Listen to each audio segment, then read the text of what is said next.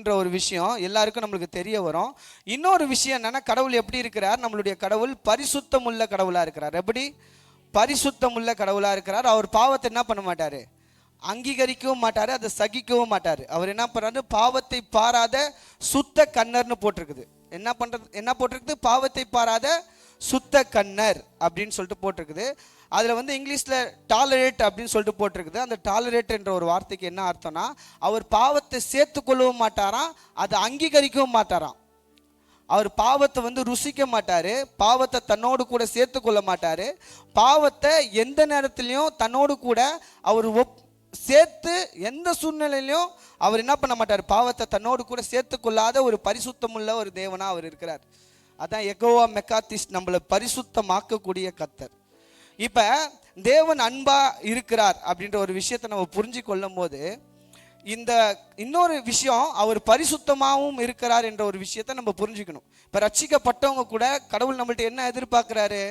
நம்ம அன்றாட வாழ்க்கையில் அவருக்கு சாட்சியா அவர் கொடுத்த பரிசுத்த ஆவி, அவர் கொடுத்த தேவன் கொடுத்த பரிசுத்த ஆவியானவன் பிரகாரம் நம்ம வாழ்க்கையை பரிசுத்தத்துக்கு விட்டு கொடுத்து நம்ம வாழணுன்றதுக்கு தான் கடவுள் எதிர்பார்க்குறாரு.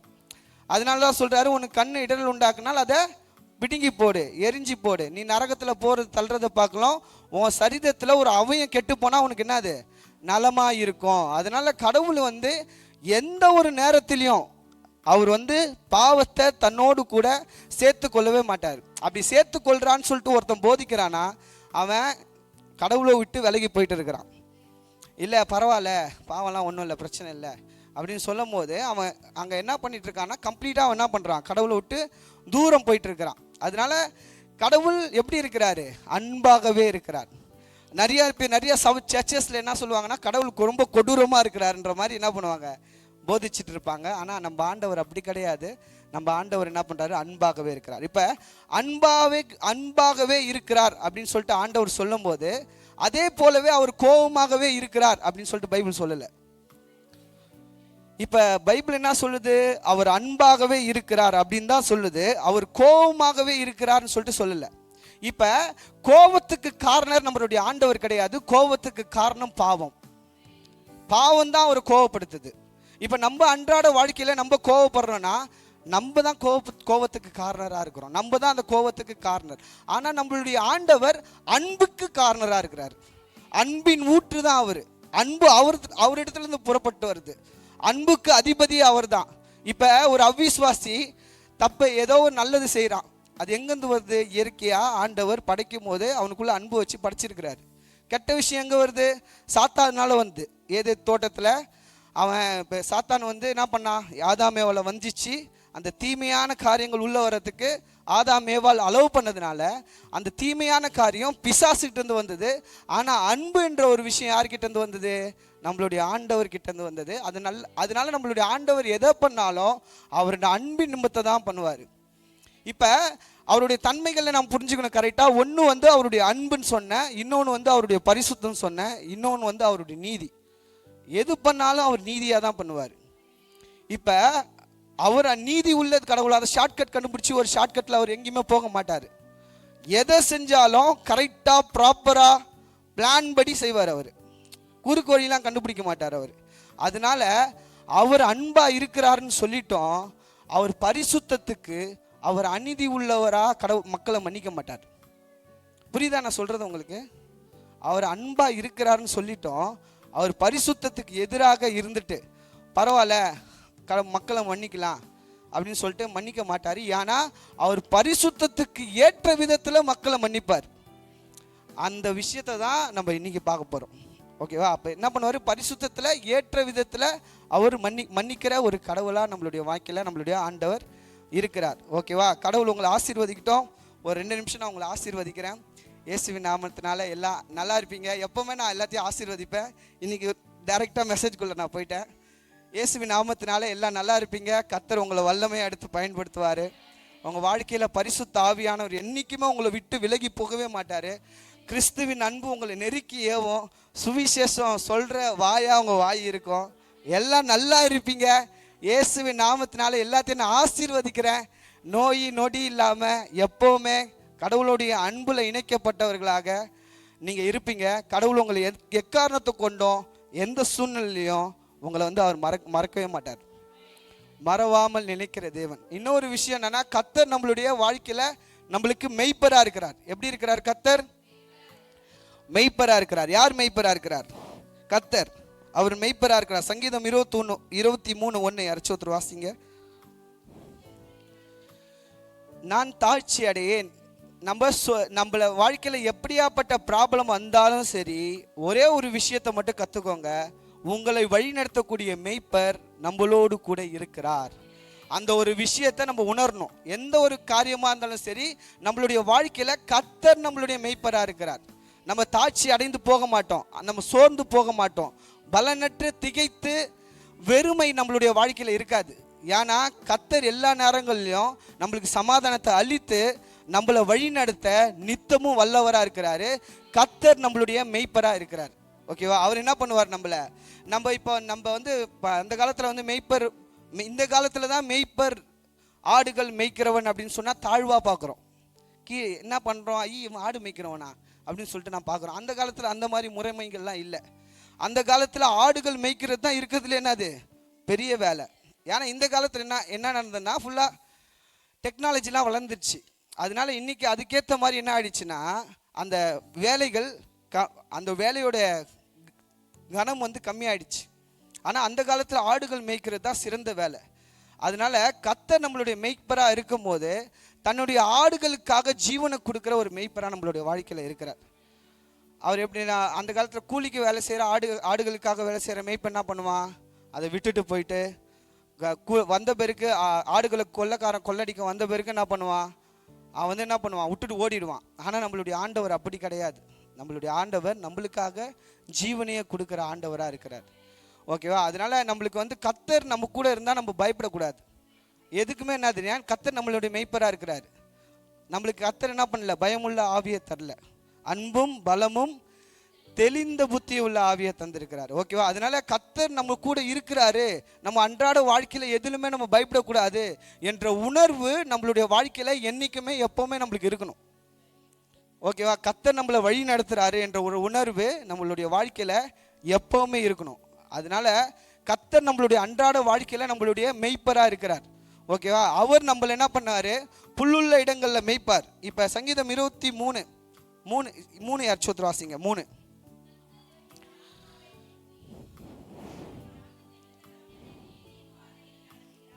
நம்முடைய ஆத்துமாவை தேற்றுவார். 4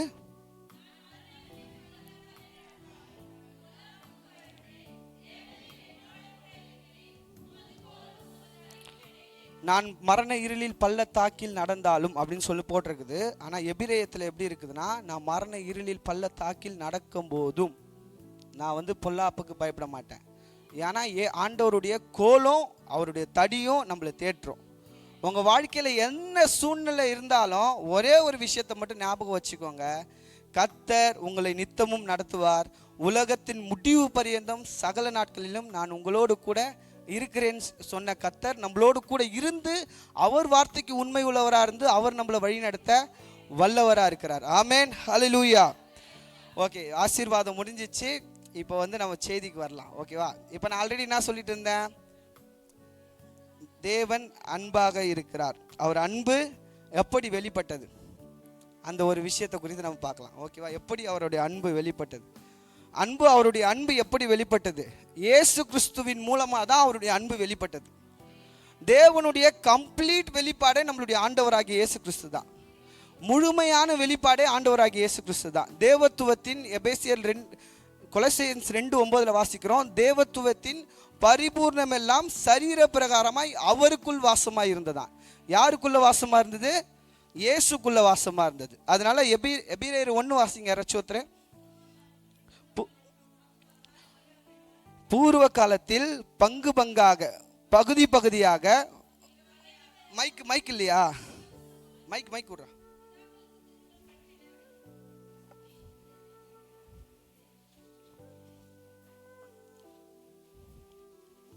பூர்வ காலங்களில் பங்கு பங்காகவும் வகை வகையாகவும் தீர்க்கதரிசிகள் மூலமாய் பிதாக்களுக்கு திருவுளம் பற்றின தேவன், பூர்வ காலத்தின் பங்கு பங்காக ஒரு பகுதி பகுதியாக வகை வகையாக வித்தியாசமான முறைகளின் அடிப்படையில். அப்புறம் வாசிங்க. தீர்க்கதரிசிகள் மூலமாய் பிதாக்களுக்கு திருவுளம் பற்றின தேவன் இந்த கடைசி நாட்களில் குமாரன் மூலமாய் நமக்கு திருவுளம் பற்றினார். இவரை சர்வத்துக்கும் சுதந்திரவாளி அப்படின்னு இவரே சர்வத்துக்கும் சுதந்திரவாளி. இப்ப என்ன போட்டிருக்குதுன்னா, பூர்வ காலத்துல வந்து பகுதி பகுதியாக பண்ணிட்டு இருந்தார். பழைய ஏற்பாட்டுல பங்கு பங்காக, வகை வகையாக, வித்தியாசமான முறைகள்ல. ஆனா இயேசு கிறிஸ்து அவருடைய தேவத்துவத்தை வெளிப்படுத்தின பிறகு அந்த பங்கு பங்காக, வகை வகையாக இனிமேட்டு நம்மளுக்கு வெளிப்படுத்த தேவையில்லை. ஏன்னா இயேசு கிறிஸ்துடைய முழு வெளிப்பாடு தேவனை முழுமையா வெளிப்படுத்திருக்குது. ஏன்னா அவருடைய இயேசு கிறிஸ்து தேவனா இந்த மனிதனா இந்த பூமிக்கு வந்த பிறகு தேவனுடைய கம்ப்ளீட் முழுமையான வெளிப்பாடு இயேசு கிறிஸ்து மூலமா முழுமை அடைந்த ஒரு நிலையில இருக்குது. கம்ப்ளீட் ஆயிடுச்சு. அதனால நம்மளுக்கு இன்னமும் வித்தியாசமான முறைகள்ல ஆண்டவர் என்ன பண்ண தேவையில்ல, வெளிப்படுத்த தேவையில்லை. பங்கு பங்காக தேவையில்லை, வகை வகையாக வித்தியாசமான முறைகளில் தேவையில்லை. ஏன்னா இயேசு கிறிஸ்துவோடைய தேவனுடைய வெளிப்படுத்தல் முழுமையாகினுச்சு. ஓகேவா? இப்போ அவர் எப்படி நம்ம மேலே அன்பு செலுத்தினார். இப்போ தேவனுடைய இந்த வார்த்தையை நான் சொல்லக்கூடாது, இருந்தாலும் நான் சொல்கிறேன். தேவனுடைய நிலைமை எப்படி இருக்குதுன்னா, பரிதாபமான ஒரு நிலைமையாக இருக்குது. எப்படி இருக்குது? பரிதாபம். அவர் தன்மைகளை வச்சு நம்ம யோசிக்கும் போது தேவனுடைய நிலைமை பரிதாபமாக இருக்குது. ஏன்னா அவர் பாவத்தை எந்த டைம்லையும் அங்கீகரிக்கவே மாட்டார். அதே டைமில் அவர் பாவத்தை பார்த்து ஒரு ரியாக்ஷன் கொடுத்து தான் ஆகணும். பாவத்தின் மீது அவர் கோவப்பட்டு தான் ஆகணும். அப்படி கோவப்பட்டாதான் அவர் பரிசுத்தத்துக்கு அவர் உண்மையாக இருக்கிறாரு. அவர் பரிசுத்தத்துக்கு உண்மையாக இருந்தால் தான் அவர் கரெக்டான ஒரு தேவனாக இருப்பார். அப்போ அவர் பாவத்துக்கு அவர் கோவப்பட்டு ஆகணும். அதே டைமில் கடவுள் மனுஷங்க மேலே ரொம்ப அன்பாக இருக்கிறதுனால அவர் மனுஷனை அன்பு செலுத்தி தான் ஆகணும். மனுஷன் என்ன பண்ணும்? அன்பு செலுத்தி தான் ஆகணும். ஆனால் மனுஷங்க மீது பாவம் இருக்கிறதுனால அதே டைமில் மனுஷங்கிட்ட அவர் கோவப்பட்டு தான் ஆகணும். அந்த ஒரு நிலைமையில் நம்மளுடைய தேவன் இருக்கிறார். எப்படி இருக்கிறாரு நம்ம தேவன்? அதனால தான் பழைய ஏற்பாட்டில் எல்லாத்தையும் என்ன பண்ணுறாரு? தண்டிக்கிறார். அங்கங்கே தண்டிக்கிறார். அங்கங்கே அவனுக்கு தண்டனை இருக்குது. நம்ம தேவன் எப்படி இருக்கிறார்? பட்சிக்கிற அக்னியாக இருக்கிறார் நம்மளுடைய தேவன். நம்ம தேவன் பரிசுத்தமாக இருக்கிறதுனால பட்சிக்கிற அக்னியாக இருக்கிறார். இப்போ நரகன்றது ஒரு விஷயம் உண்டாக்குனது. எதனால உண்டாகுறது? பாவத்தை கொஞ்சம் கூட அவர் சேர்த்துக்கொள்ளவே மாட்டார். அதனால் பாவம் செய்கிற ஆத்துமா சாகவே சாகும். அதனால தான் நரகன்ற ஒரு விஷயம் பிசாசுக்கும் அவனுடைய தூதர்களுக்கும் ஆண்டவர் என்ன பண்ணியிருக்காரு? உருவாக்கியிருக்காரு. இப்போ ஆண்டவர் எப்படி நம்ம மேலே அந்த அன்பை அவருடைய பரிசுத்தத்துக்கும் எந்த ஒரு தடையும் இல்லாமல் முழுமையாக அப்படி செலுத்தினாரு. அந்த விஷயத்தை தான் நம்ம பார்க்க போகிறோம். அப்படியே நிறுத்துங்க. அவர் தேவனுடைய ரூபமாக இருந்தோம். அப்படி இருக்கார் நம்மளுடைய ஆண்டவரே. தேவனுடைய ரூபமாக இருந்தோம். தமிழில் வந்து ரூபம்னு போட்டிருக்காங்க. ஆனால் அவர் எப்படி இருக்கிறார்னா, மாற்றம் அடையாத ஒரு தன்மையை கொண்டு இருக்கிறார். எப்படி இருக்கிறாரு? மாற்றம் அடையாத ஒரு தன்மையை கொண்டு இருக்கிறாரு. இது மனுஷனா வராததுக்கு முன்னாடி இன்னும் பூமிக்கு மனுஷனா அவர் அவதரிக்கல. எப்படி இருக்கிறாரு? மாற்றம் அடையாத ஒரு தன்மை நிறைந்தவராக இருக்கிறார். அவர் தேவன் ஆவியா இருக்கிறார். சர்வ சக்தி வாய்ந்த மகிமை பொருந்திய ஒரு தேவனா இருக்கிறார். இயேசு கிறிஸ்துவோடைய மகிமை எப்படி இருக்குது? பிதாவுக்கேற்ற ஒரே பேரானுடைய குமாரனுக்கேற்ற மகிமைக்கேற்ற மகிமையாகவே அவருடைய மகிமை இருக்குது. அந்த மகிமை நிறைந்த ஒரு நிலையில் ஆண்டவர் இருக்கிறார். கேருபீன்களும் சேராபீன்களும் ஓயாமல் துதிக்கிற ஒரு நிலையில் ஆண்டவர் இருக்கிறார். எங்க இருக்கிறாரு? பரலோகத்தில் இருக்கிறார். அவர் தேவனுடைய ரூபம்னா அது மாற்றம் அடையாத ஒரு தன்மை நிறைந்த தேவனா அவர் இருக்கிறார். அப்படி இருந்தோம் அவர் பரலோகத்திலே என்ன எப்படி இருந்துக்கிறாருன்னா, முழுமை அடைந்த ஒரு நிலையில தான் இருக்கிறாரு. நம்ம பாவம் செய்கிற மனுஷன்லாம் அவளுக்கு தேவையே இல்லை. நம்ம அவர்கிட்ட போகிறதுனால அவருக்கு ஒரு லாபமும் கிடையாது. ஏன்னா அவர் தன்னில் தானே நிறைவுள்ள தேவனாக இருக்கிறாரு. இப்போ அப்படி இருக்கிற தேவன் வந்து இப்போ மனுஷனை கண்ணோக்கி பார்க்குறாரு. அப்படின்னா மாற்றம் அடையாத ஒரு உட்புற தன்மை, எதுக்காகவும் யாருக்காகவும் அவர் மாற்றிக்கவே மாட்டார். அந்த ஒரு தன்மை நிறைந்த தேவனாக இருக்கிறார். இப்போ தேவன் வந்து எல்லாருக்கும் உயர்ந்த தேவன். எல்லாத்தையும் வானத்தையும் பூமியும் அந்த சராசரத்தையும் சிருஷ்டித்த தேவன். அக்கா சொன்ன மாதிரி அந்த சராசரம்னா காணப்படுகிறவைகளையும் காணப்படாதவைகளாகியும் எல்லாவற்றையும் சிருஷ்டித்த தேவன் வந்து அவர் தேவனுடைய ரூபமாக இருந்தோம். தமிழில் ரூபம் சொல்லிட்டு போட்டிருக்குது, கிரேக்கத்தில் மோஃபே என்ற ஒரு வார்த்தை பயன்படுத்தியிருக்காங்க. அந்த ஒரு வார்த்தைக்கு அவர் மாற்றம் அடையாத ஒரு தன்மை நிறைந்த தேவனாக இருந்தும், அதுதான் அர்த்தத்தை கொடுக்குது. இப்போ அது அர்த்தத்தை கொடுக்கும் போது இப்போ இந்த நிலைமையில இருக்கிறாரு. நிறைய அப்படி இருந்தோம். அதுக்கப்புறம் வாசிங்க.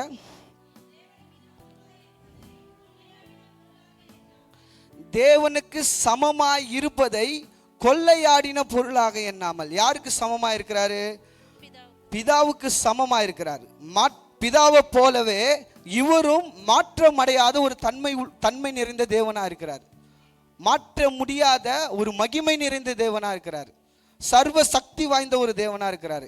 பிதாவுக்கேற்ற மகிமை இவருக்கு இருக்குது. அதனால இயேசு கிறிஸ்து 17ஆம் அதிகாரத்தில் என்ன சொல்றாரு? உலகம் உண்டாகிறதுக்கு முன்பாகவே உம்மிடத்தில் இருக்கிற என்னிடத்தில் இருக்கிற மகிமை இப்போ எனக்கு தாரும் அப்படின்னு சொல்லிட்டு யோவான் 17 இயேசு ஜெபிக்கிறார்.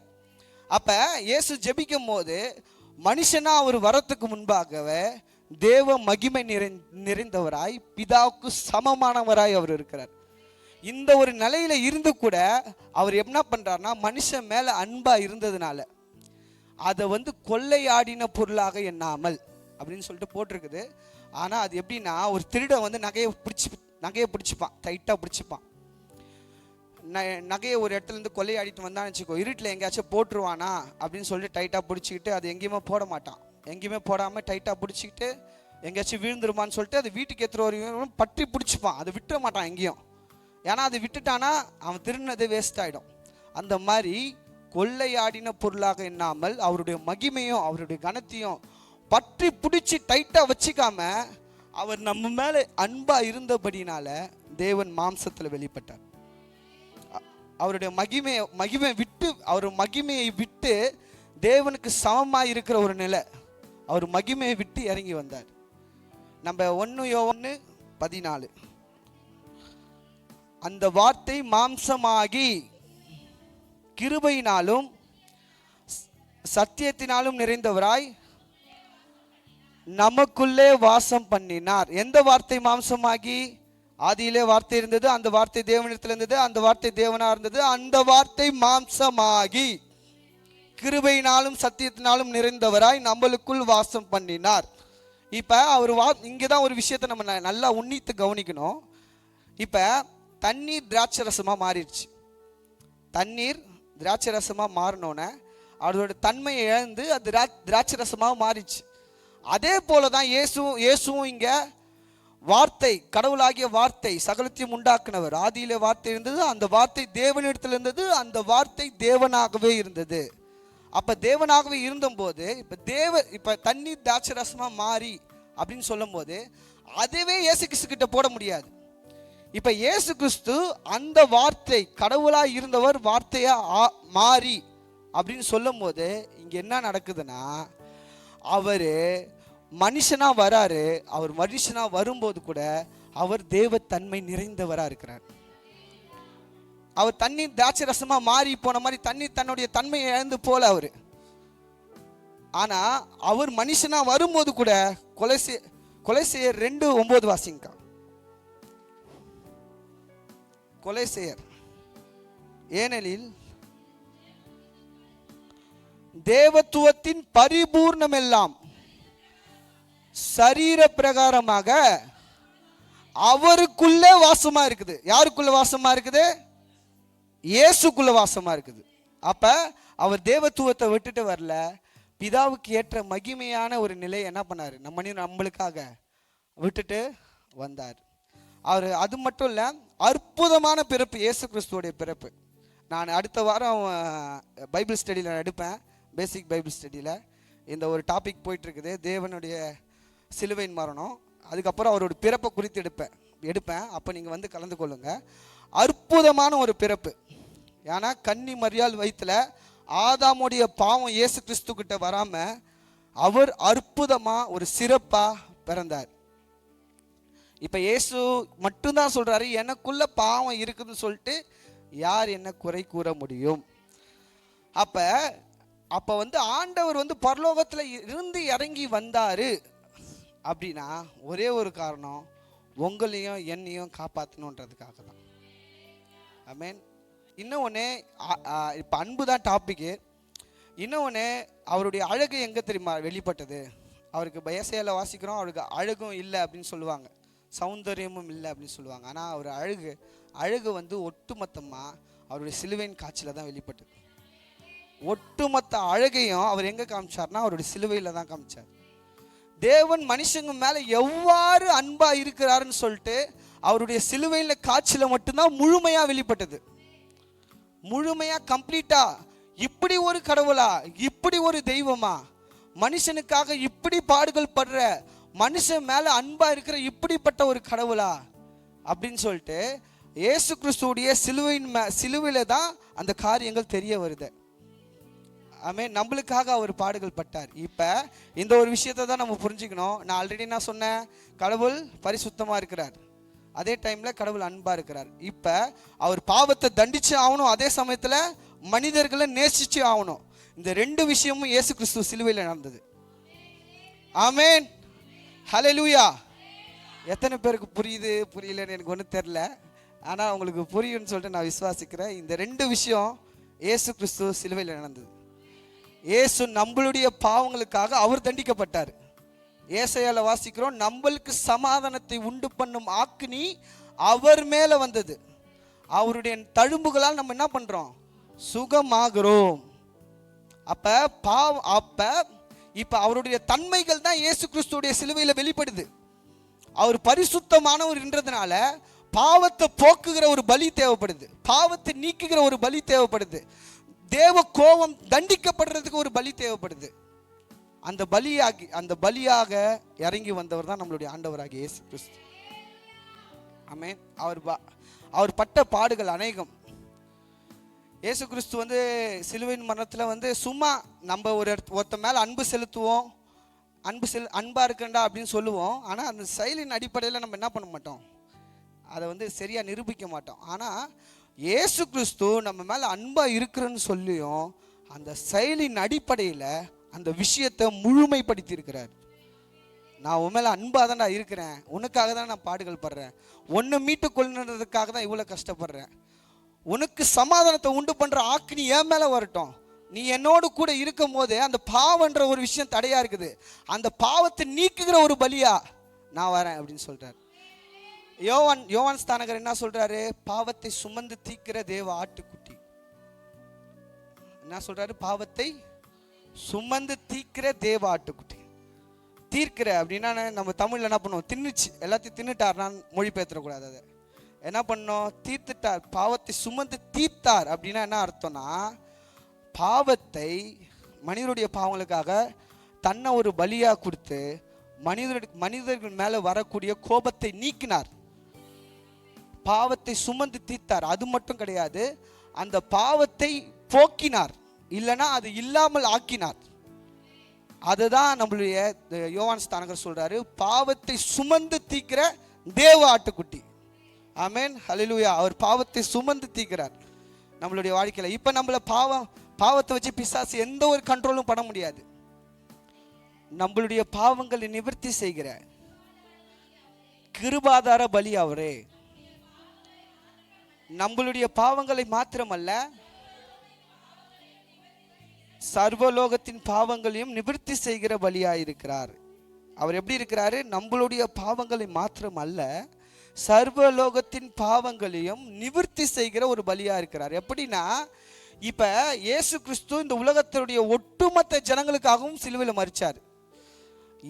இப்ப கெட்ட குமாரன் என்ன பண்றான், தூரமா தகப்பனை விட்டுட்டு போயிட்டு அந்த கெட்ட குமாரன் எப்ப தன்னிடத்துல வருவான்னு சொல்லிட்டு அந்த நல்ல தகப்பன் எதிர்பார்க்கிறாரோ, அதே மாதிரி இயேசு மனிதர்களுக்காக தன்னுடைய ஜீவனையை கொடுத்துட்டு என் அண்டையில எப்படி திரும்பியும் வருவான்னு சொல்லிட்டு எதிர்பார்த்துட்டு இருக்கிறார். நம்ம அவருடைய அண்டையில வந்தவர்களா இருக்கிறோம். ஆமென். இப்ப எதிர்பார்க்கக்கூடிய கடவுளா அவர் இருக்கிறார், நம்மளுடைய வாழ்க்கையில எதிர்பார்த்துட்டு இருக்கிறார். அதனால இப்ப உலகத்துடைய சர்வலோகத்தின் பாவங்களுக்காகவும் இயேசு என்ன பண்றாரு, கிருபாதார பலியா மரிக்கிறார். சர்வலோகத்தின் பாவங்களுக்காகவும் இயேசு கிருபாதார பலியை மரிக்கிறார். இப்ப உலகத்துல எத்தனை கோடி ஜன மக்கள் இனிமேட்டு பிறப்பாங்கன்னு தெரியாது, எத்தனை கோடி ஜன மக்கள் இனிமேட்டு உருவாக்குவாங்கன்னு தெரியாது.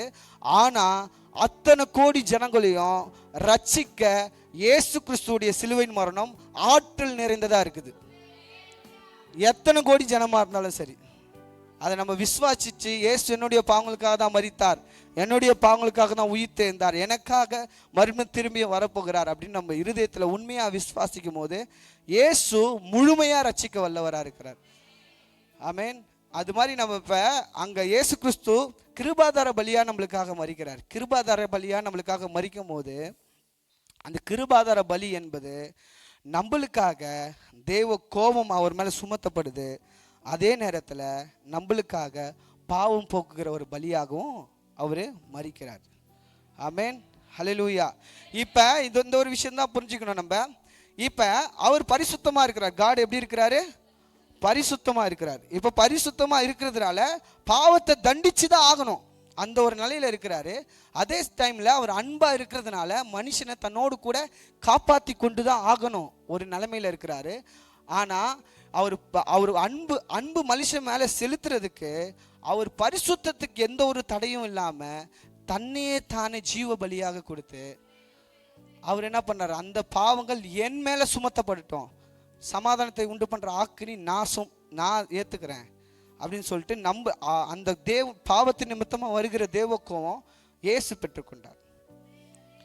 அவன் இயேசு எந்த ரோமருடைய சிலுவையின் மரணத்தை இயேசு பெற்றுக்கொண்டார். ரோமருடைய சிலுவையின் மரணம் ரொம்ப கொடூரமான சிலுவையின் மரணம், பாவிகளுக்கு கொடுக்கக்கூடிய சிலுவை மரணம். ரோமருடைய சிலுவையின் மரணம் கொடூரமான பாவிகளுக்கு தான் அது கொடுப்பாங்க.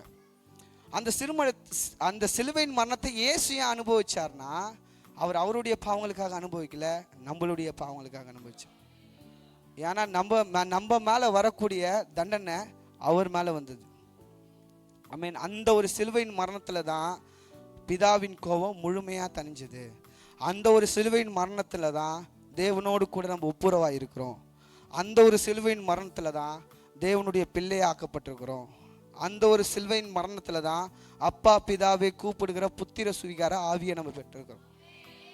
ஐ மீன், அந்த ஒரு சிலுவையின் மரணம் தான் நம்மளை தகுதிப்படுத்துக்குது. ஆனால் இதே மாதிரி ஆட்டுக்கடா ரத்தங்களோ பழைய ஏற்பாட்டில் செலுத்துகிற ரத்தங்களோ மனுஷனை பூர்ணப்படுத்தலை. தேவ கோபம் அது முழுமையாக தணிக்கப்படலை. ஏன் தணிக்கப்படுறதுனா, வருஷந்தோறும் என்ன பண்ண வேண்டியதாக இருக்குது?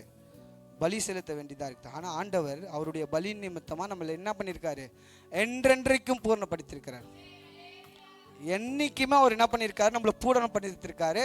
நம்ம வாழ்க்கைக்கு தேவையான சகல பாவங்களையும் நீக்குகிற கிருபாதார பலியா நம்மளுடைய ஆண்டவர் மரிச்சிருக்கிறார். ஆமேன். இயேசு கிறிஸ்துவுடைய சிலுவையின் மரணத்தை தியானிக்கும் போது ஒரு விஷயத்தை நம்ம பார்க்கணும். அவர் கைகளில் ஆணி அடிக்கப்பட்டது, அவர் கால்களில் ஆணி அடிக்கப்பட்டது. 6 மணி நேரம் கிட்ட சிலுவையில் தொங்கினார். அந்த காலத்தில் சாட்டை அடி ரொம்ப டயர்டாயிடும், மலை மேலே ஏறி போனது ரொம்ப டயர்டாயிடும். அந்த 150 கிலோ இருக்கிற சிலுவையை அவ்வளோ சீக்கிரத்தில் என்ன பண்ண முடியாது, சுமக்க முடியாது, அவ்வளோ அந்த அளவுக்கு டயர்ட் ஆகிடும். அந்த மாதிரி நேரத்தில் கூட அவர் என்ன பண்ணாங்கன்னா, ஈட்டி வச்சு விளால குத்துறாங்க. இந்த இடத்துல குத்தும் போது கூட, அவர் ஈட்டி வச்சு விழால குத்தும் போது கூட அங்கே ரத்தமும் தண்ணீரும் கலந்து ஒரு திரவம் மாதிரி ஒரு காரியம் வருது. அந்த காரியம் வந்ததுக்கு நோக்கம் என்னன்னு பார்த்தீங்கன்னா, அவர் கை கட்டப்பட்டிருக்குது, இந்த கையும் கட்டப்பட்டிருக்குது. 2 கையும் கட்டப்பட்ட பிறகும் அவர் கடைசியில் என்ன பண்ணுறாருன்னா, ஆண்டவர் இருதய குழா வழியாக இருதய வெடிச்சு இறந்தாராம். நம்மளுடைய ஆண்டவர் எப்படி இறந்தாரு? நம்மளுடைய இருதயம் வெடிச்சு, அந்த மாதிரி திரவம் ரத்தமும் தண்ணீரும் கலந்து வர மெயினான காரணம் நம்மளுடைய ஆண்டவர் இருதயம் வெடிச்சு இறந்திருக்கிறார். எவ்வளோ பெரிய தேவன்! அவர் மகிமை நிறைந்த அந்த ஒரு சிங்காசனத்திலேருந்து இறங்கி மனிதனுடைய பாவங்களுக்காக சகல பாடுகளும் பட்டு அவ்வளோ அடி வாங்கி, நீ தேவனாக இருந்தாலும் உன்னை நீ ரட்சித்துக் கொள்ளுன்றான். ஒருத்தன் மண்டையில் கொட்டுறான், கண்ணை மூடிட்டு நீ யாருன்னு கண்டுபிடின்றான். அவ்வளோ பாடுகள், அவர் முள்மூடி கிரீடம் அணிகிறாரு, அவர் சதைகள் பிக்கப்படுது. அவ்வளோ பெரிய தியாகத்தை ஆண்டவர் செஞ்சுட்டு கடைசியில் எப்படி இறந்துருக்கிறாராம்? இருதயம் வெடிச்சு இறந்துருக்கிறாராம். அந்த குழாய் வழியாக இருதயம் வெடிச்சு அந்த ரத்த சிதைவு வந்தாதான் ஈட்டி வச்சு குத்தும்போது என்ன வருமா? ரத்தமும் தண்ணீரும் சேர்ந்து வருமா? இயேசுவை ஈட்டி வச்சு குத்துறதுக்கு முன்னாடி அவர் என்ன பண்ணுறாரு? தன்னுடைய ஜீவனை விட்டுட்டார். எப்படியாப்பட்ட ஒரு தியாகம் தெரியுமா இது? நம்ம ஆண்டவர் நம்ம மேலே அன்பாக இருக்கிறோன்னு சொல்லிட்டு முழுமையாக நிரூபிச்சிருக்கிறார். அவர் அன்புக்கு நம்ம என்ன பண்ணணும்? கொஞ்சமாச்சும் உண்மை உள்ளவர்களாக நம்ம இருக்கணும். அவர் அன்புக்கு கொஞ்சமாச்சும் உணர்வுள்ளவர்களாக நம்ம இருக்கணும். உணர்ந்து அவர் நம்மளோடு கூட இருக்கிறாரு என்ற உணர்வடைந்து அவருக்காக வாழ்கிற ஒருத்தராக நம்ம இருக்கணும். பவுல் தேவனுடைய அன்பை புரிஞ்சவர்னா இருந்தார். பவுல் தேவனுடைய அன்பை புரிஞ்சவனா இருந்த பவுல் சும்மா இல்லை. கிறிஸ்து எதை வெறுக்கிறாரோ அதை இவரை வெறுத்தார். கிறிஸ்து எதை செய்ய ஆசைப்படுறாரோ அதை இவரும் செஞ்சார். அதனால பவுல் என்ன சொல்றாரு? பவுலுடைய மெயினான ஜெபம் என்னது? பவுலுடைய மெயினான ஜெபமே நம்ம கிறிஸ்துவின் அன்பை அறியணுமா. அந்த அறிவு கெட்டாத அன்பை நம்ம என்ன பண்ணணும்? அறிந்து கொள்ள வல்லவர்களாக ஆகணும் வேண்டுமா. வாசிக்கலாமா அந்த வசனத்தை? இப்போ பவுல் மாதிரி நம்மளுடைய வாழ்க்கையில் நம்ம இருக்கணும். பவுல் கரெக்டாக அந்த இயேசு கிறிஸ்துடைய அன்பை உணர்ந்திருக்கிறார். தெளிவாக அவர் பிளான் பண்ணியிருக்கிறார். இயேசு தாண்டி என் வாழ்க்கையில் எதுவுமே கிடையாது, அவர் செஞ்ச செயலை தாண்டி என் வாழ்க்கையில் ஒன்றுமே கிடையாது. கரெக்டாக உணர்ந்த நிலையில் இருக்கிறாரு. அதனால தான் அவருடைய அல்டிமேட் ஜெபம் எதுவாக இருக்குது? கிறிஸ்துவின் அன்பு அகலமும் நீளமும் ஆழமும் உயரமும் இன்னதென்று அறிவு கெட்டாத அன்பை அறிந்து கொள்ள வல்லவர்களாகும்படிக்கு நம்மளுக்காக ஜெபிக்கிறார் அவர். அப்ப அவர் அந்த அளவுக்கு நம்மளுக்காக அப்படி ஜெபம் பண்றாருன்னா அவர் எல்லாத்துக்கும் முக்கியத்துவம் கொடுத்தது இயேசு கிறிஸ்துவுடைய அன்புக்கு தான். அதே மாதிரி நம்மளுடைய வாழ்க்கையிலையும் நம்மளும் அன்றாட நேரங்களில் இயேசு கிறிஸ்துவுக்காக அவருடைய சிலுவையின் மரணத்துக்கு முக்கியத்துவம் கொடுத்தே நம்மளுடைய வாழ்க்கை எப்பவுமே இருக்கணும். ஆமென், ஹல்லேலூயா. இயேசு கிறிஸ்துவ சிலுவையின் சார்ந்தமே. இப்போ கடல் ஆழத்தில் போனால் காதெல்லாம் அடைச்சிரும். அந்த ப்ரெஷர் ஒரு மாதிரி இருக்கும். நான் தண்ணிக்குள்ளே போயிருக்கிறேன். அந்த மாதிரி அந்த நீளமும் ஆழமும் அந்த ப்ரெஷர் அவ்வளோ ப்ரெஷராக இருக்குது கடவுளுடைய அன்பு. அந்த அன்பை நீங்கள் என்ன பண்ணணும்? அறிவு கெட்டாத அன்பை அறிந்து கொள்ளணும் அப்படின்னு சொல்லிட்டு பவுலுடைய ஜெபங்களில் இருக்குது. அதனால் நம்மளும் இந்த மாதிரி தான் ஜெபிக்கணும். ஓகேவா? இன்னொன்று ரோமர் 5:5 இதுவும் பவுல் தான் சொல்கிறாரு.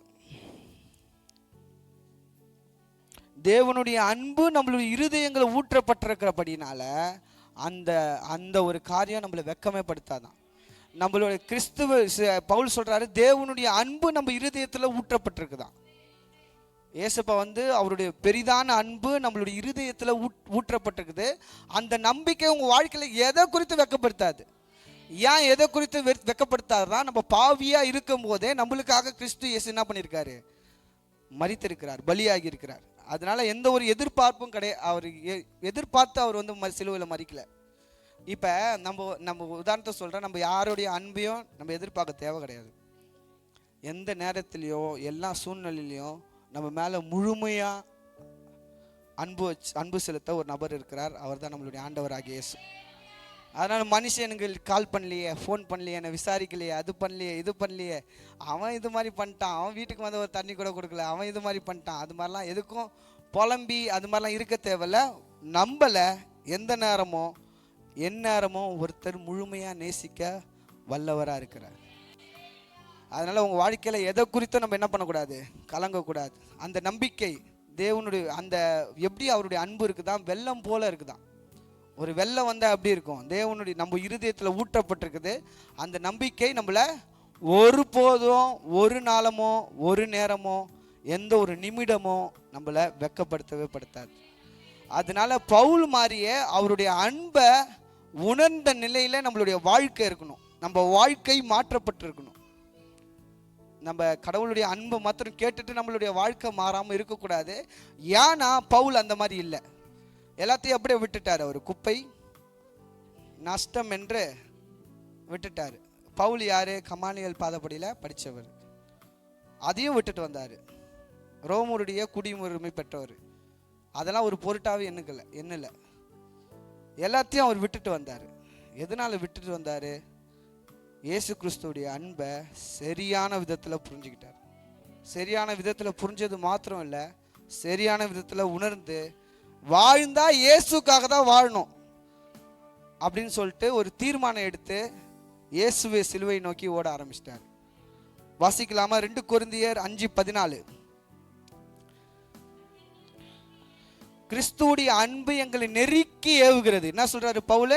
எங்களை நெருக்கி ஏவுகிறது. நம்மள அப்படின்னு கிறிஸ்துவுடைய அன்பு நம்மள என்ன பண்றது?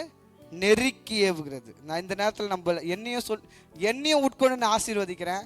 கிறிஸ்துவின் அன்பு நம்மளை நெருக்கி ஏவும், நம்மளை உந்தி தள்ளும்.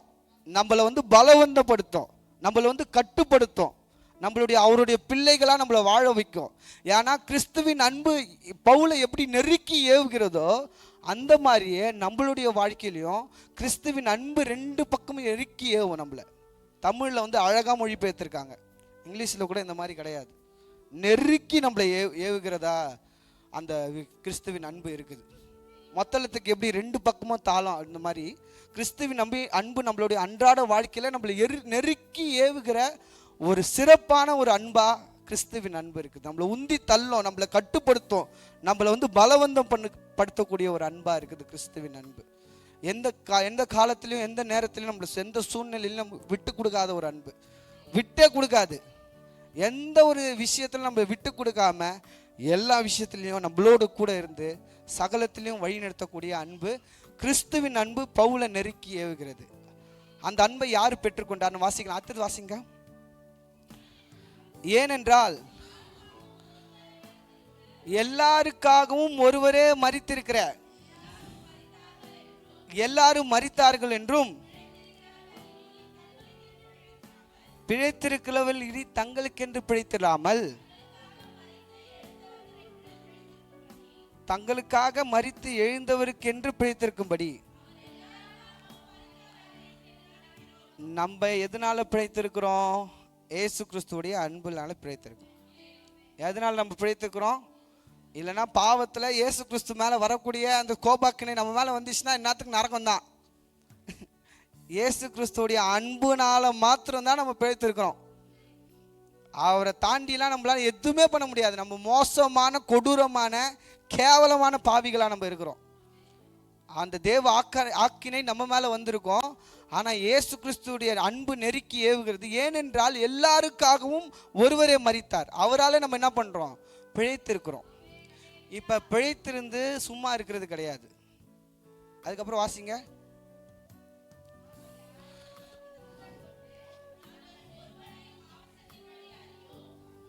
இல்லை இல்லை இல்லை இல்லை அந்த வசனமே வாசிங்க.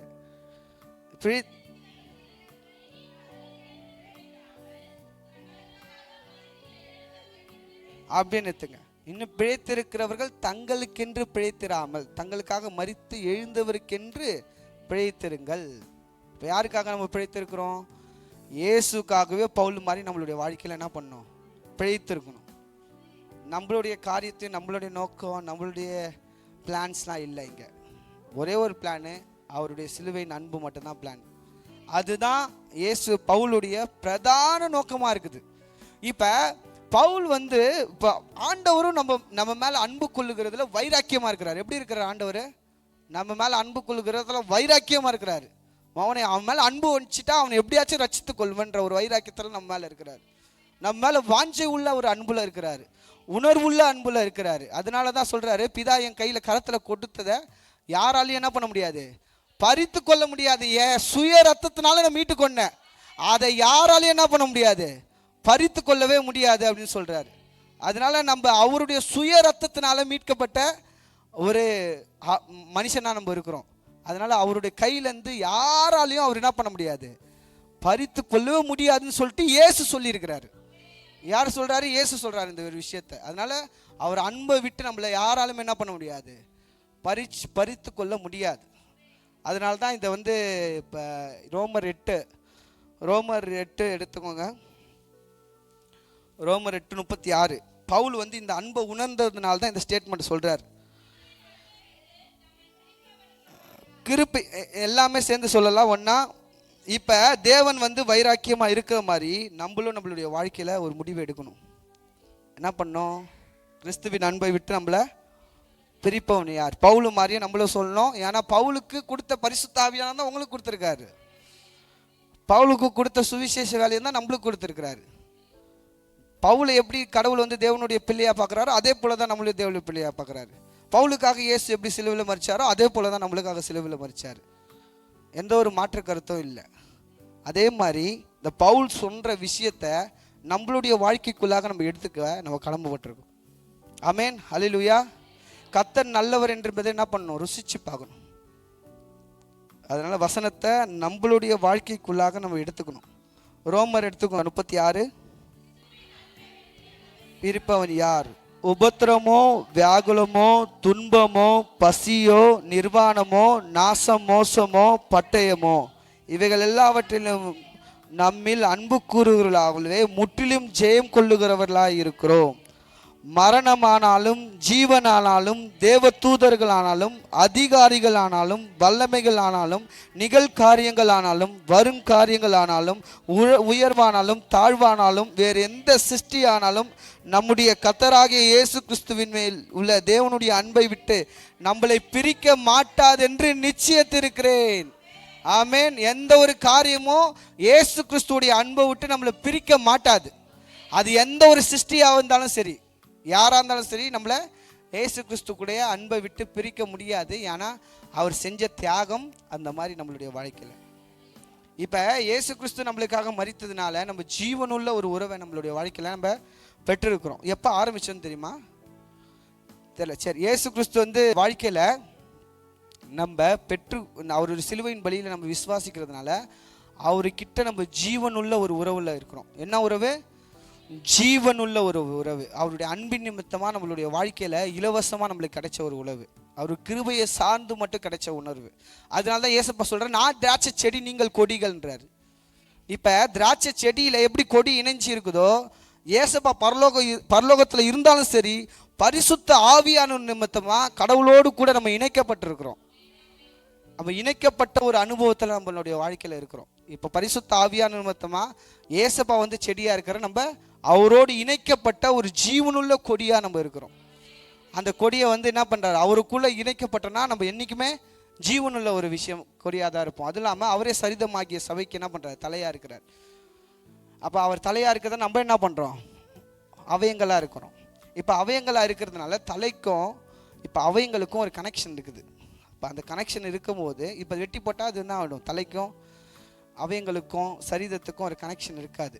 அப்போ இயேசு கிறிஸ்து சரீரமாகிய சபைக்கு ஒரு தலையாக இருக்கிறாருன்னா அவருக்கும் நம்மளுக்கும் ஒரு ஜீவனுள்ள ஒரு உறவு இருக்குது. அந்த ஜீவனுள்ள உறவு எதில் ஏற்பட்டதுன்னா சிலுவையின் மரணத்தில் தான் ஏற்பட்டது. அந்த ஜீவனுள்ள உறவு நம்மளை என்றைக்குமே விட்டு கொடுக்காது.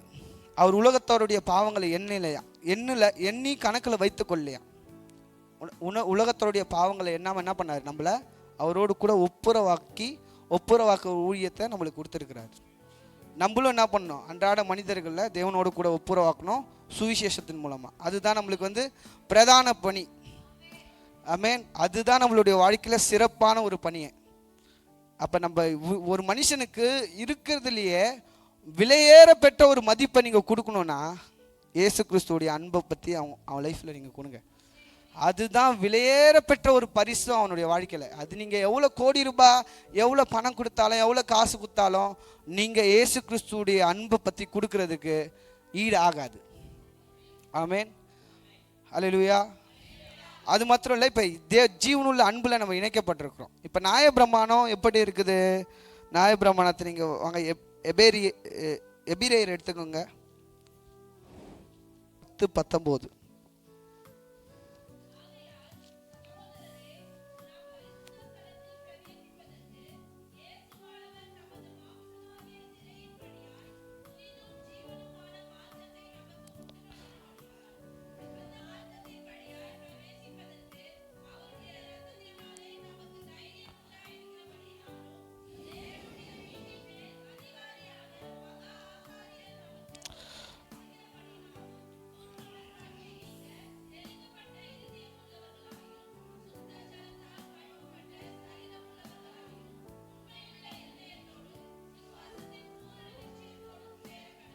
ஆமேன். எதனால? அவருடைய மாம்சத்தின வழியாக நம்ம பிரவேசிக்கிறதுக்கு தைரியம் கொண்டிருக்கிறோமா.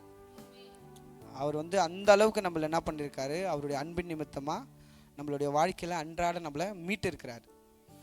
அது மாதிரி நம்மளை மகா பரிசுத்த ஸ்தலத்தில் பிரவேசிக்கிற ஒரு ஸ்லாக்கியத்தை நம்மளுக்கு கொடுத்துருக்கிறார். இப்போ நம்மளுக்கு தேவனுக்கு பகைஞ்சன் கிடையாது. அந்த பாவத்து நிமித்தமாக தேவனுக்கும் நம்மளுக்கும் பகை ஏற்பட்டது. ஆனால் அந்த பகையை இயேசு கிறிஸ்து சிலுவையில் நீக்கி கடவுளுக்கும் நம்மளுக்கும் அன்புன்ற ஒப்புரவாக்குற ஒரு நண்பனை போல கடவுளை நம்மளே ஆக்கிட்டார்.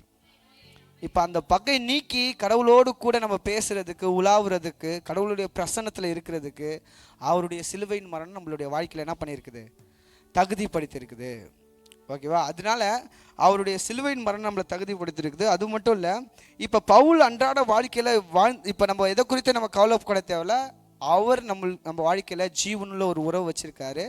பவுல் எப்படி அவர் உறவின் அடிப்படையில் அவருடைய வாழ்க்கையை விட்டு கொடுத்து வாழ்ந்தாரோ, அதே மாதிரி தேவனுடைய உறவை பெற்றுக்கொண்டவர்களாக நம்ம இருக்கிறோம்.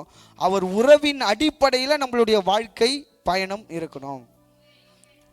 ஏன்னா ஏசப்பா இழந்து போன உறவை மறுபடியும் என்ன பண்ணியிருக்காரு? அவருடைய சுய ரத்தத்தினால புதுப்பிச்சிருக்காரு. நம்மளும் அடிக்கடி என்ன பண்ணக்கூடாது? பாவத்தில் விழுந்துட்டு இருக்கக்கூடாது. என்ன பண்ணக்கூடாது? பாவத்தில் விழுந்துட்டு இருக்கக்கூடாது. நம்ம அவருடைய ரத்தத்தினால கழுவப்பட்ட ஒரு ஜனமாக இருக்கிறோம். அந்த பாவத்தை மேற்கொண்டு அவரோட உறவில் இணைஞ்சு வாழக்கூடிய ஒரு மகளாக நம்ம இருக்கணும். அதே மாதிரி தான் பவுல் வாழ்ந்தார். ஒரு வேளை மிஸ் ஆயிடுச்சுன்னா கடவுள்கிட்ட உடனே நம்ம ஒப்புரவாயிடணும். என்ன ஒரு நம்ம தகப்பன் எல்லா பாவத்தையும் மன்னித்து அதை சுத்திகரிக்க வல்லவராக இருக்கிறார். அதை சுத்திகரித்து மறுபடியும் அவரோடு கூட பயணம் செய்ய அவர் ஆசையாக இருக்கிறார். அதனால சப்போஸ் நம்ம ஸ்லிப் ஆகிட்டோன்னா மறுபடியும் தேவனுடைய அண்டையில் நம்ம என்ன பண்ணணும்? வந்துடணும். அவருடைய அன்பை உணர்ந்து அவருடைய நித்திய அன்புக்குள்ளாக நடக்க நம்மளுடைய வாழ்க்கையில் நம்ம பழகணும். ஆமென், ஹல்லேலூயா. அந்த ஒரு அன்பை நம்ம உணர்ந்து நித்திய வாழ்க்கைக்குள்ளாக நம்ம நடக்க பழகணும். நம்ம எதை குறித்து கவலைப்பட தேவையில்லை. வாழ்க்கையில் எதை குறித்து கவலைப்பட தேவையில்லை. அல்டிமேட்டாக இந்த ஜீவனுள்ள ஒரு உறவு இருக்குது தெரியுமா? அந்த ஜீவனுள்ள உறவு என்ன பண்ணுதுன்னா நம்மளுடைய வாழ்க்கையில் மரணத்தையே ஜெயிக்கக்கூடிய ஒரு விஷயமா நம்மளுடைய வாழ்க்கையில் இருக்குது. இயேசு கிறிஸ்துவுக்குள்ள இருக்கிற அந்த ஜீவனுள்ள உறவு மரணத்தையே ஜெயிக்கும் நம்மளுடைய வாழ்க்கையில். எப்படி ஜெயிக்கும்? கொரிந்தி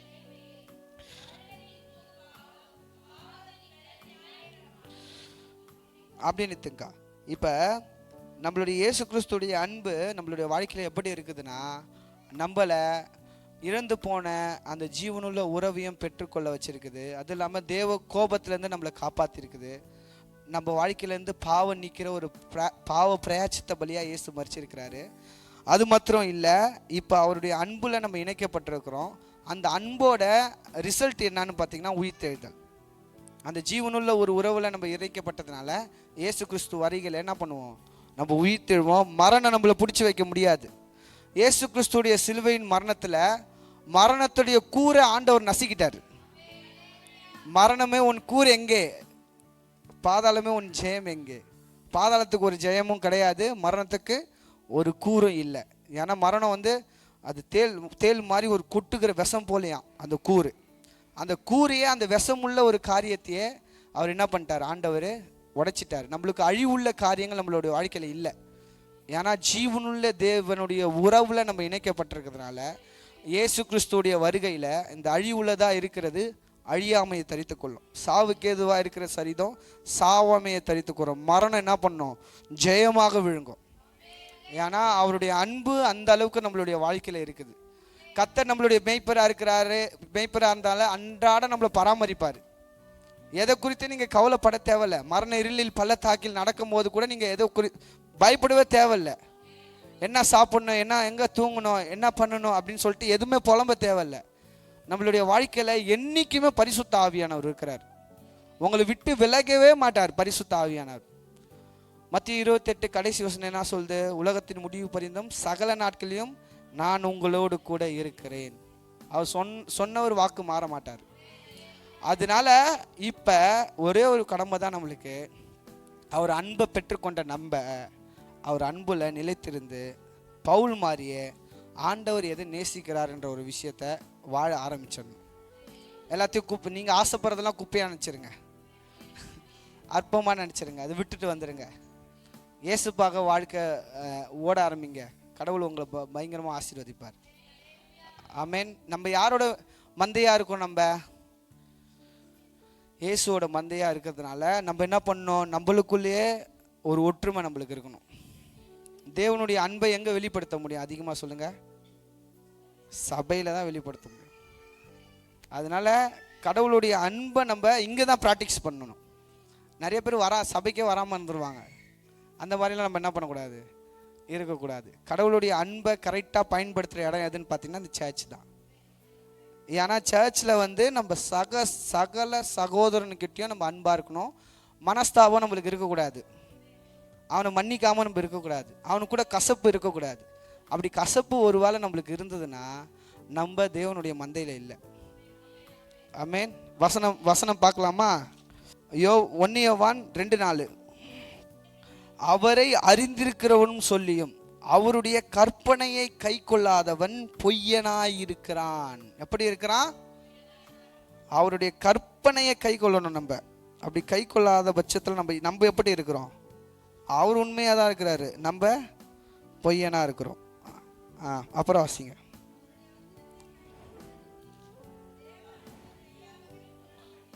அவருடைய வசனத்தை கை கொள்ளுகிறவனிடத்தில் தேவனுடைய அன்பு மெய்யாகவே பூரணப்பட்டிருக்கிறோமா. அப்ப அவருடைய வசனத்தை நம்ம கை கொள்ளணும். அது எப்படி கை கொள்ளணும்? யாருக்கிட்டையும் நம்மளுக்கு என்ன பண்ணக்கூடாது? விரோதமே இருக்கக்கூடாது, கசப்பே இருக்கக்கூடாது. எனக்கு உண்மையாக யாருக்கிட்டையும் கசப்பு இல்லை. ஆமென். உண்மையாக நான் எல்லாத்தையும் நேசிக்கிறேன், எல்லாத்தையும் மேலே அன்பு செலுத்துகிறேன். யார் மேலேயும் எனக்கு கசப்பு இல்லை, யார் மேலேயும் எனக்கு வெறுப்பு இல்லை. நான் இயேசு என்னை நேசித்த மாதிரி நானும் பிறரை நேசிக்க ஆசைப்பட்றேன். அப்படி நான் ஏதாச்சும் பண்ணியிருந்தா என்னை தயவாக மன்னித்து கொள்ளுங்க. எல்லாத்தையும் நான் நேசிக்கிறேன். அதே மாதிரி நம்மளும் என்ன பண்ணணும்? அந்த மந்தையில் இருக்கிற நம்மளும் ஒருவருக்கொருவர் நேசிக்க கடமைப்பட்டிருக்கணும். ஆமேன். ஹல்லேலூயா. சரி, இப்போ 4 வாசிச்சோமா? இது நாங்கள் எடுத்துக்கிறேன், ஒரு நிமிஷம் அப்படின்னு எடுத்துங்க. ஒளியிலே இருக்கிறேன்னு சொல்லியும் தன் சகோதரனை பகைக்கிறவன் இதுவரைக்கும் இருளிலே இருக்கிறான். அப்போ நம்ம என்ன பண்ணணும்? நம்ம அன்பாக இருந்து ஒற்றுமையாக இருந்து யாருக்கும் இடரல் இல்லாமல் இருந்து கர்த்தர் நம்மளுக்கு மெய்ப்பனாக இருக்கிறாரு. நம்ம சரியான ஒரு ஆடாக இருந்து நம்ம வாழ்க்கையில் சகல சகோதரர்களையும் நம்ம நேசிக்கணும். ஆமே. அப்படி நேசிக்காத பட்சத்தில் எப்படி இருக்குது? கடினமாக இருக்குது அந்த வார்த்தை. எப்படி இருக்குதுன்னா, ஒளியில் இருக்கிறேன் என்று சொல்லியும் தன் சகோதரனை பகைக்கிறவன் இதுவரைக்கும் இருளிலே இருக்கிறான். இருளில் தான் இருக்கிறான். சும்மா மேலோட்டமாக என்ன பண்ணுறாங்க? ஒரு இயேசு ஏற்றுக்கிட்ட மாதிரி பண்ணியிருக்காங்க தவிர இது வரைக்கும் அவன் என்ன பண்ணுறான்? இருளில் தான் இருக்கிறான். அப்போ 10 வாசிங்க.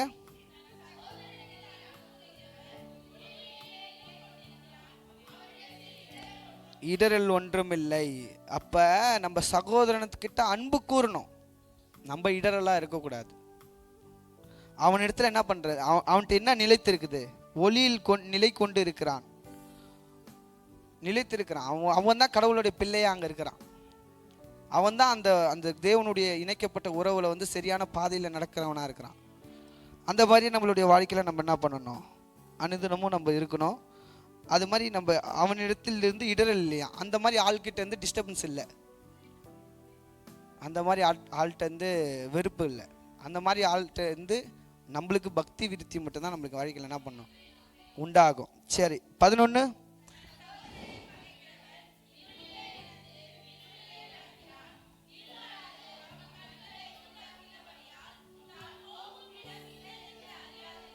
தன் சகோதரனை பகைக்கிறவன் இருளில் இருக்கிறானா. தன்னோட போகிற இடம் கூட அவனுக்கு என்ன பண்ணாத தெரியாது. அந்த மாதிரி மோசமான ஒரு நிலைமையில என்ன பண்ணுறான்? இருக்கிறான். 1 யோவான் 4:7 அச்சோத்திர வாசிங்க. 1 யோவான். அன்பில்லாதவன் தேவனை அறியான், தேவன் அன்பாகவே இருக்கிறார். எப்படி இருக்கிறார்? தேவன் அன்பாகவே இருக்கிறார். அவருக்கு எப்படி இல்லை? வம்பா இல்லை. நம்மளும் என்ன பண்ணக்கூடாது? வம்பா இருக்கக்கூடாது. அன்பாகவே நம்மளுடைய வாழ்க்கையில் இருந்துட்டு போயிடணும். என்ன சாதிக்க போகிறோம்? நம்ம என்ன சாதிச்சு என்ன பண்ண போகிறோம்? ஒருத்த மேலே வெறுப்பு பகை என்றதால நம்ம என்ன பண்ண போகிறோம்? ஒன்றுமே கிடையாது. ஆண்டவருக்காக நம்ம வாழ்ந்துட்டு நம்மளுடைய அன்றாட வாழ்க்கையில் போயிடணும். இப்போ இருக்காதான் சாரி, அன்பை பற்றி பேசப்படுது. அன்பு எப்படி இருக்குது? அயோக்கியமானதே செய்யாது, தற்பொழிவை நாடாது, சினம் அடையாது, தீங்கு நினையாது, அநியாயத்தில் சந்தோஷப்படாது, சத்தியத்தில் சந்தோஷப்படுது.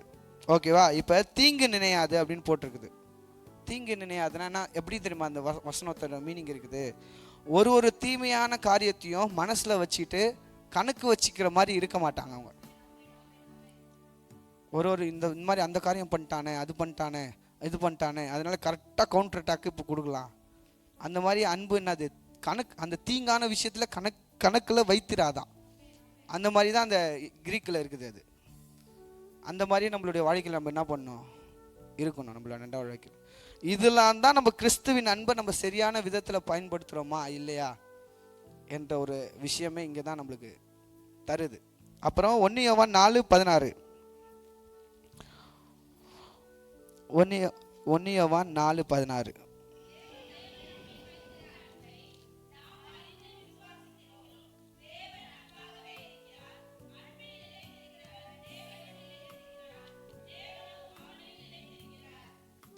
ஆமென். தேவன் அன்பு நம்ம கடவுள்ல நிலைத்திருக்கணும். ஆமென். ஹல்லேலூயா. உண்மையா நம்ம வாழ்க்கையை நம்ம இயேசு கிறிஸ்துவோடைய அன்பை உணர்ந்தவர்களாக இப்போ ஒப்பு கொடுக்க போறோம். ஓகேவா? சகோதரர்கள்ட்ட பகை இருந்தா மன்னிப்பு கேட்டுருங்க. இயேசு கிறிஸ்துவோடைய அன்புல இணைக்கப்பட்டவர்களாக சுவிசேஷ வேலையை செய்யுங்க. கர்த்தர் எல்லாத்தையும் பார்த்துக் கொள்வார். ஆமென். ஹல்லேலூயா. ஹல்லேலூயா. ஹல்லேலூயா. எல்லாம் இருக்கிற இடங்கள்ல முழங்கால் போடுறவங்க முழங்கால் போடுங்க. நம்ம ஆண்டவர்கிட்ட நம்ம இப்போ ஒப்பு கொடுக்கலாம். ஆண்டவரே, எங்களை மன்னிங்க அப்பா. அப்பா, உங்கள் அன்பை நாங்கள் இன்னமும் அப்பா நிறைய நேரத்தில் அப்பா உங்கள் அன்பை உணராதவர்களாக நாங்கள் இருந்தால் எங்களை மன்னிச்சிருங்க அப்பா. எங்கள் வாழ்க்கையில் அப்பா அப்பா நாங்கள் கரெக்டாக பவுலை போல அப்பா கிறிஸ்துவின் அன்பை விட்டு எங்களை பிரிப்பவன் யார் என்ற ஒரு ஏக்கத்தோடு அப்பா உம்முடைய அன்பு மேலே இருக்கிற வாஞ்சியோடு எங்களுடைய வாழ்க்கையை அப்பா நாங்கள் பயணிக்க நீர் உதவி செய்தார்லப்பா. அப்பா நாங்கள் எங்களை முழுவதுமாக அப்பா நாங்கள் ஒப்பு கொடுக்குறோம் அப்பா. அப்பா உம்முடைய பிரசன்னத்துக்கு நேராக எங்களுடைய வாழ்க்கையை நாங்கள் ஒப்பு கொடுக்குறோம் கர்த்தாவே. கர்த்தர் அப்பா எங்களை நடத்துங்க அப்பா. அப்பா நித்தமும் நடத்துங்க அப்பா. அப்பா கொஞ்சமாவது உன்னுடைய அன்பை நாங்கள் உணரணும் அப்பா. அப்பா எங்களுக்குள்ள பகைகள் வேணாம், எங்களுக்குள்ள தீங்கான காரியங்கள் வேணாம் அப்பா. எங்களுக்குள்ள ஒன்னே ஒன்று வந்து அவசியமான ஒன்றா இருக்கணும் அப்பா. கிறிஸ்துவின் அன்பு எங்களை நெருக்கி ஏவட்டும் அப்பா. எங்களை உந்தி தள்ளட்டும், எங்களை பலவந்தப்படுத்தட்டும் அப்பா, எங்களை கட்டுப்படுத்தட்டும் அப்பா. அப்பா எங்களுடைய வாழ்க்கையில எல்லாத்தையும் குப்பையும் நஷ்டமும் என்று விட்டு அப்பா இயேசு கிறிஸ்துடைய சிலுவையை நோக்கி நாங்க ஓட நீர் உதவி செய்தரலாம் அப்பா. அப்பா எங்களுடைய வாழ்க்கையில அப்பா உன் அன்பு அப்பா உணராத பட்சத்துல பிரிக்கிற பாவம் எங்களுக்கு வேணாம் அப்பா. அப்பா இந்த பாவம் எங்களுக்கு வேணாம் அப்பா. அப்பா அந்த மகா பரிசுத்த ஸ்தலத்துல பிரவேசிக்கிற அப்பா ஸ்லாக்கியத்தை நீங்க எங்களுக்கு தந்திருக்கீங்க அப்பா. அப்பா உம்முடைய தழும்புகளால நாங்க சுகமாகி இருக்கிறோம் அப்பா. அப்பா நீ அவ்வளோ அழகான தேவன் அப்பா. உம்முடைய மொத்த அழகும் உம்முடைய அன்பின் உச்சகட்டமும் அந்த சிலுவையில வெளிப்பட்டதுக்காக நன்றி செலுத்துகிறோம் அப்பா. நன்றி செலுத்துகிறோம். நன்றி, முழு உள்ளத்தோடு நன்றி செலுத்துகிறோம் அப்பா. அப்பா எங்களுடைய ஆத்துமாக்களை உம்முடைய கரத்துக்குள்ளாக ஒப்பு கொடுக்குறோம் ஆண்டவரே. அப்பா மானானது நீரோடைய வாஞ்சிக்கிறது போல என்னுடைய ஆத்துமா உங்களை நோக்கி கதறுதுக்கிறது அப்பா. அப்பா நாங்கள் உண்மையே பற்றி கொண்டு நாங்கள் வாழ நீங்கள் உதவி செய்யுங்க அப்பா. அப்பா ஒப்பு கொடுக்குறோம் இந்த வாழ்க்கையில் அப்பா உண்மையாக ஒப்பு கொடுக்குறோம் அப்பா. இந்த உலகத்தை நோக்கி நாங்கள் போகக்கூடாது அப்பா. பவுல் அப்பா கிறிஸ்துவின் அன்பை உணர்ந்த பிறகு இயேசு எதை வெறுக்கிறாரோ அதை அவர் வெறுத்தாரப்பா. இயேசு எதை விரும்புகிறாரோ அதை அவர் செஞ்சாரப்பா. எங்களுடைய வாழ்க்கையிலையும் அப்பா அந்த சிலுவை அன்பை உணர்ந்த பிறகு அப்பா நீர் எதை வெறுக்கிறீரோ அதை நாங்கள் வெறுக்க நீர் உதவி செய்யுங்க அப்பா. அப்பா நீர் எதை விரும்புகிறீரோ அதை நாங்கள் செய்ய நீர் உதவி செய்யுங்க அப்பா. உம்முடைய பரிசுத்த பிரசன்னம் எங்களை முழுவதுமாக ஆட்கொள்ளட்டும் அப்பா. கிறிஸ்துவின் அன்பை விட்டு அப்பா எங்களை பிரிப்பவன் யார் அப்பா? அதை உணர விடாத தடுக்கிற ஒவ்வொரு காரியத்தையும் நான் இயேசுவின் நாமத்தினால நிர்மூலமாக்கி போடுகிறேன் கர்த்தாவே. அப்படிப்பட்ட காரியங்கள்லாம் இல்லாதபடிக்கு அப்பா ஒவ்வொரு காரியத்தையும் நான் நிர்மூலமாக்கி போடுகிறேன் கர்த்தரப்பா. நீங்க முழுமையாக ஆசீர்வதிங்க அப்பா. வழி நடத்துங்க, உம்முடைய பாதைக்கு நேராக எங்கள் வாழ்க்கையை வழி நடத்துங்கப்பா. அப்பா நீங்க எங்களுடைய மெய்ப்பராக இருக்கீங்க அப்பா. அப்பா ஆடுகளுக்காக தன்னுடைய ஜீவனை கொடுக்கிற மெய்ப்பர் அப்பா நீர். அப்பா நீங்க எங்களுடைய வாழ்க்கையில் அப்பா எல்லாமா இருக்கீங்க. நன்றி செலுத்துகிறோம் அப்பா. எங்களை எல்லாத்துக்கும் பராமரித்து அப்பா எங்க கூட எப்பவுமே இருக்கீங்க அப்பா.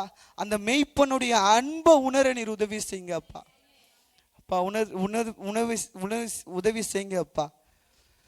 அப்பா ஒப்பு கொடுக்குறோம் அப்பா இந்த வாழ்க்கையை அப்பா ஒரு வாழ்க்கையை அப்பா ஒப்பு கொடுக்குறோம் அப்பா. எங்கள் சுயம் என்மேல் சாம்பலாய் மாறட்டும் அப்பா. நாங்கள் யோசிக்கிற காரியங்கள் சாம்பலாய் மாறட்டும். சுயம் என்மேல் சாம்பலாய் மாற சுத்தாவியே அனல் மூட்டும். ஜெயம் பெற்று மாமிசம் சாக தேவாருள் செய்யுமே. ஜெயம் பெற்று மாமிசம் சாக தேவாருள் செய்யுமே. கல்வாரியின் அன்பினையே கண்டு விரைந்தோடி வந்தேன். கல்வாரியின் அன்பினையே கண்டு விரைந்தோடி வந்தேன். கழுவும் திருரத்தத்தாலே கரை நீங்க இருதயத்தை, கழுவும் திருரத்தத்தாலே கரை நீங்க இருதயத்தை. நீரின்றி என்னாலே பாரில் ஏதும் நான் செய்திட இயலேன். சேர்ப்பிலே வழுவாது என்னை காத்துமக்காய் நிறுத்தி, சேற்றிலே வழுவாது என்னை காத்துமக்காய் நிறுத்தி. ஆண்டவரே, கல்வாரியின் அன்பினையே கண்டு விரைந்தோடி வந்தேன். கல்வாரியின் அன்பினையே கண்டு விரைந்தோடி வந்தேன். கழுவும் திருரத்தத்தாலே கரை நீங்க இருதயத்தை,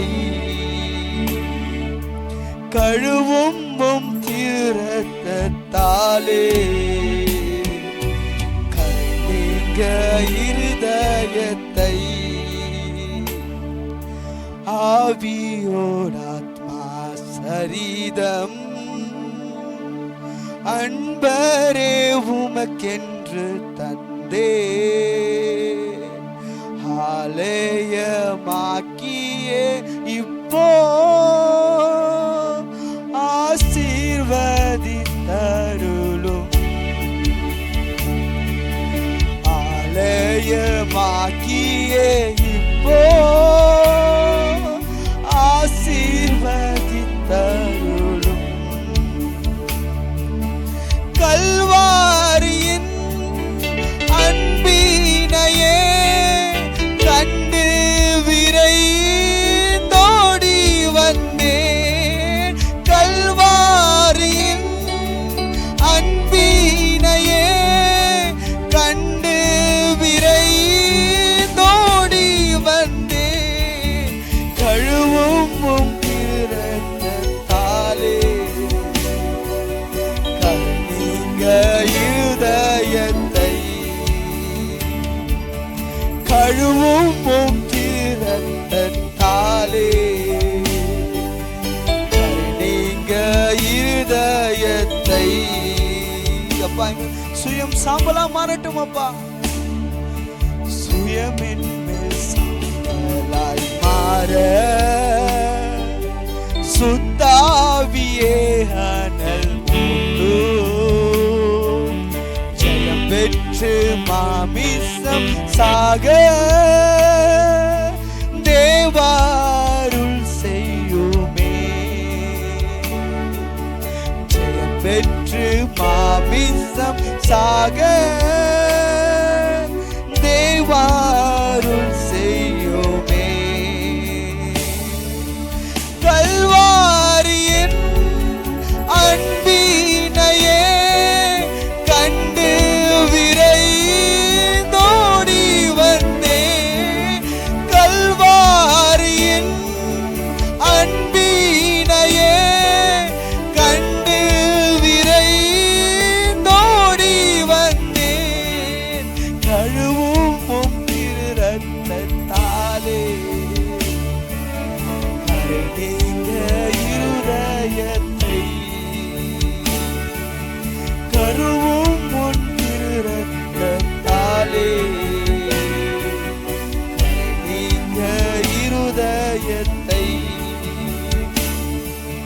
பலிபீடத்தில் என்னை பரணே படைக்கிறேனே இந்த வேளை அடியேனை திருச்சித்தம் போல ஆண்டு நடத்திடுமே அடியேனை திருச்சித்தம் போல ஆண்டு நடத்திடுமே. அவர் அன்பை உணர்ந்தவர்களாக கல்வாரியின் அன்பினையே கண்டு விரை தோடி வந்தேன். கல்வாரியின் அன்பினையே கண்டு விரை தோடி வந்தேன். கழுவும் உம் இரத்தத்தாலே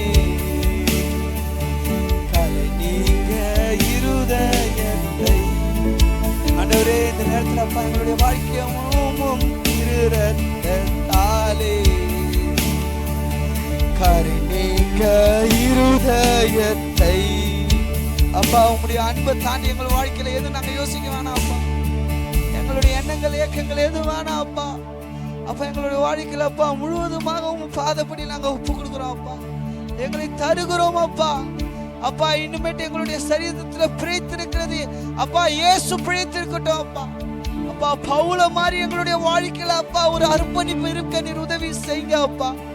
அப்பா உதவி செய்யுங்க. ஒரு அர்ப்பணிப்பு உள்ள வாழ்க்கை அப்பா எங்களுடைய வாழ்க்கையில வேணும் அப்பா. அப்பா எங்களை அர்ப்பணிக்கிறோம் அப்பா. எங்களுடைய வாழ்க்கையில எங்களுடைய ஆவி ஆத்துமா சரீரம் அப்பா உமக்கு நேராக நாங்க அர்ப்பணிக்கிறோம் கர்த்தா. அப்பா எந்த ஒரு தீமையான காரியங்கள் நாங்க செஞ்சிருந்தா, சகல சகோதரி கிட்ட கசப்பு இருந்திருந்தா, சுவிசேஷத்தை நாங்க சரியா சொல்லாம இருந்திருந்தா, அப்பா பாவத்துல நாங்க விழுந்திருந்தா அப்பா தயவா எங்களை மன்னிச்சிருங்க அப்பா. அப்பா இது உன்னுடைய சிலுவைக்கு நேராக ஒப்புரவாக நேரம் அப்பா.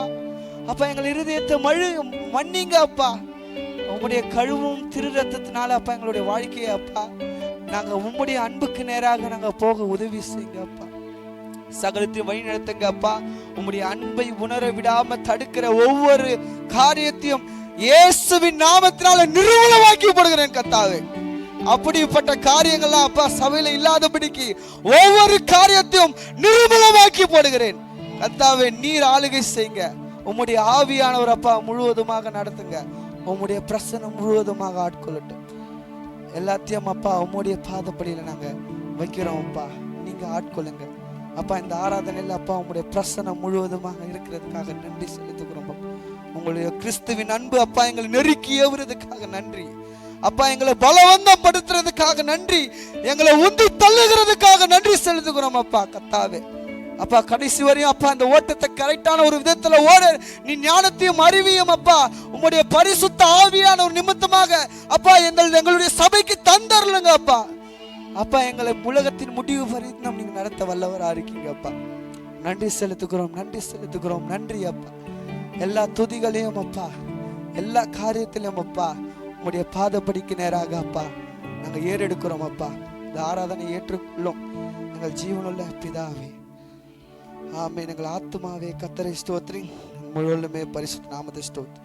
ஆத்துமாவே கர்த்தரை ஸ்தோத்திரி. கர்த்தர் செய்த சகலம் நம்ம மன்னித்து உங்களை குணமாக்கி பிராணில அழிவுக்கு விலக்கி விட்டு கருமையினாலும் இரக்கத்தினாலும் முடிச்சுட்டி நன்மையினால் உன் வாயை திருப்தி ஆக்குவார். வயது வாழ வயது போல ஆக போறது. ஆமென். ஹல்லேலூயா, ஹல்லேலூயா, ஹல்லேலூயா. சத்தமா ஹல்லேலூயா, ஹல்லேலூயா, ஹல்லேலூயா. கடவுள் எல்லாத்தையும் ஆசீர்வதிப்பாரு. சபையோட ஐக்கியத்தை நிறைவேற்றிட்டு எல்லாம் வீட்டுக்கு சென்றுவாங்க. கர்த்தர் என்னோட கூட பேசினாரு, உங்களோட கூட பேசியிருப்பாரு. மாறானாதான் இயேசு சீக்கிரமா வரப்போகிறார்.